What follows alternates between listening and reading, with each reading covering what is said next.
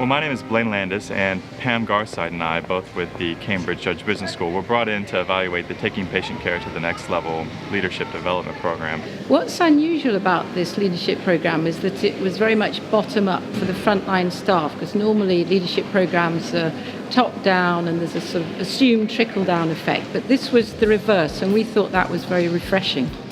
Now, a difficulty for us is that we didn't sort of have an experiment here in which we had a group of people that were in the program and another group of people who were just doing their jobs as they normally would. So we can compare the two and say, it looks like the people that went through the program experienced these changes, whereas the control group, if you will, did not.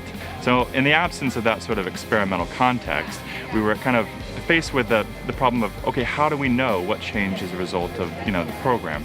And one of the big questions that confronted us was, which competencies are important? Which things are going to change as a result of them being in a program? The first thing we did was we set up an initial interview with all of them, and we said, which parts of your job are likely to change as a result of you being in this program? And then we also did sort of a follow-up competency survey where we said, hey, here's a list of existing competencies and that have been used in other leadership competency development programs. Tell us which ones you think will be impacted by you being in the program. And with those two sets of data, we combined them and said, well, what are the themes here?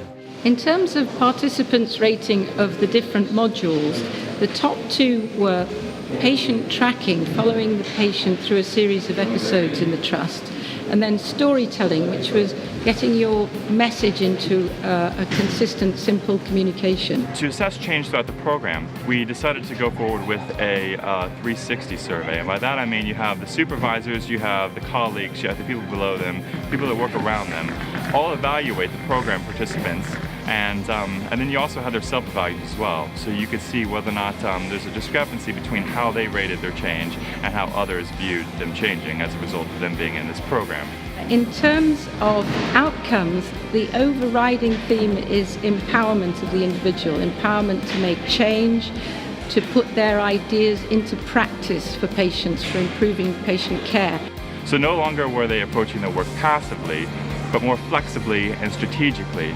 And what's more is that they felt empowered to go forward with a lot of these changes because they had the backing of Simon Kent, the people on the executive board, and that really made them feel sort of confident to go forward, talk with patients, ask them about their experiences, get ideas, figure out what's worked in other hospitals, and then go forward with certain strategies that really improves the patient experience.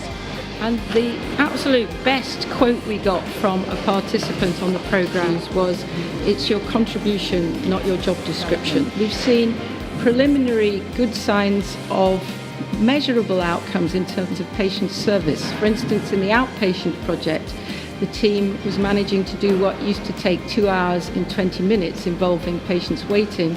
And in the diagnostics project, the team believed they could save the trust £40,000 in 1 year. The issues which came up were when participants were selected for the program, some of them hadn't quite realized how much time was involved. It does take hours outside of their regular job to go forward with these things, and they wish maybe just a little bit more attention had been paid to those things. But overall, the response was overwhelmingly positive, and we were very happy to see that. We've enjoyed doing this evaluation for the Trust, and we hope that they will build on these initial positive results by extending the program to further cohorts in the future and throughout the organisation.